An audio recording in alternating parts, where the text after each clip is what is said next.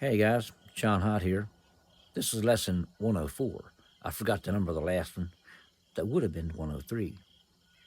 Okay, there's a couple things that I'd like to point out today.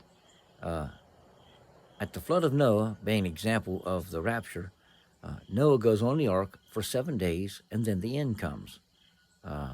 Likewise, the rapture of the church will happen and we'll be taken into heaven 7 years before the end comes. Whereas Lot left the city and he didn't leave for 7 days. As he was leaving the city of Sodom and Gomorrah, fire and brimstone fell down and destroyed the city. So likewise, the raptures that happen in the middle of the tribulation, we went over this yesterday, you'll have the mid-trib raptures, which would include the 144,000 and the great multitude, and perhaps some of the Christian Jews. And if you notice, those happen before the fierceness of the wrath of God comes down on the earth. Now, when the bowls of wrath are poured out, there won't be any born-again Christians on the earth at that time.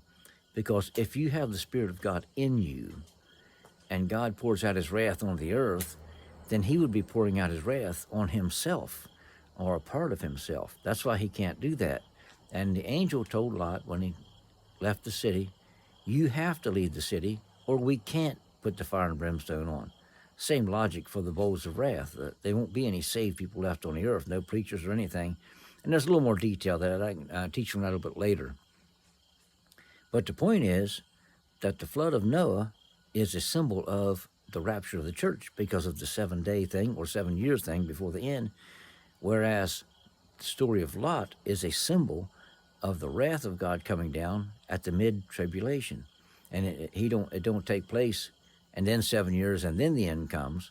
Lot leaves the city and the fire falls right behind his back, pretty much. In fact, he loses his wife on that situation.